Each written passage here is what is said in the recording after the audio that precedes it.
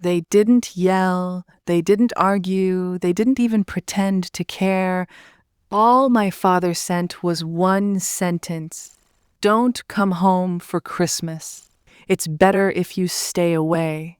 After 10 years in the military, that single message hurt more than anything I survived overseas. Stay with me, because this isn't just a family story. This is what happens when the daughter everyone underestimated finally stops asking for permission. My name is Elena Walker. I enlisted at 18.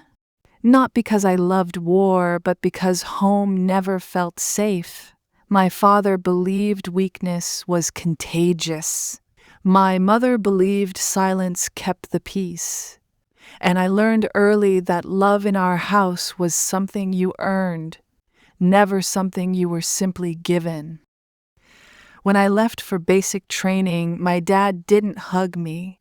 He didn't say he'd miss me. He just said, "Don't embarrass yourself." I carried those words across countries, across deployments, across funerals. I buried friends. I survived explosions.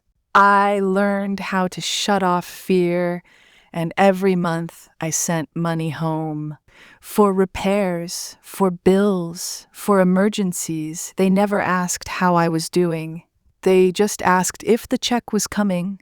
Still, I hoped. Every year, I hoped that distance would make them miss me.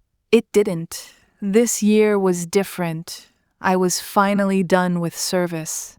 Honorable discharge, a tired body, a heart that just wanted peace. I booked a flight home for Christmas. Bought gifts, wrapped them carefully. I told myself maybe this time things would feel normal. Then 3 days before my flight, that message arrived. Don't come home. No explanation. No apology, just rejection. I stared at my phone for a long time. Then I replied with one word, "Okay," and I meant it, not the kind of okay that hopes someone will ask again. This was the final kind of okay. That night I opened old files. 5 years earlier, my father had asked me to co-sign a loan. He said it was temporary, just paperwork, just to help his credit. I was young, exhausted, still trying to earn his approval, so I signed. I never looked at it again, until that night. Buried in old emails and scanned documents, I found it. My name, his name, legal language I'd ignored, and one sentence I had never noticed before. Controlling interest, majority ownership.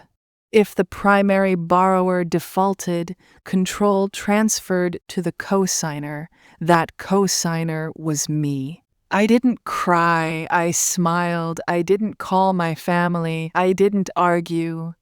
I didn't warn them. I called a lawyer.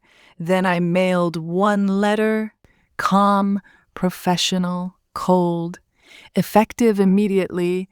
I am exercising my legal rights as controlling owner of the property. That was it. I spent Christmas alone in a quiet cabin, snow falling outside, fire crackling. No shouting, no guilt, just peace. 5 days later, I turned my phone back on. Missed calls, voicemails, lawyers. My brother called first. "What are you doing?" "Dad is losing his mind." I said calmly, "I'm doing exactly what he taught me, making decisions without emotion." Their lawyer tried to negotiate, then tried to scare me. It didn't work. For the first time in my life, I wasn't powerless.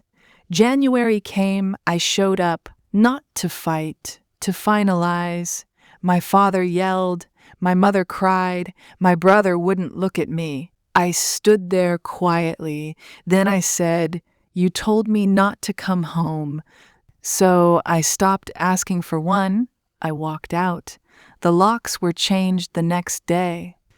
I didn't destroy them. I didn't humiliate them publicly. I simply stopped sacrificing myself for people who never saw my worth. That house now helps women veterans transition back to civilian life. Every Christmas, I light a candle on the porch.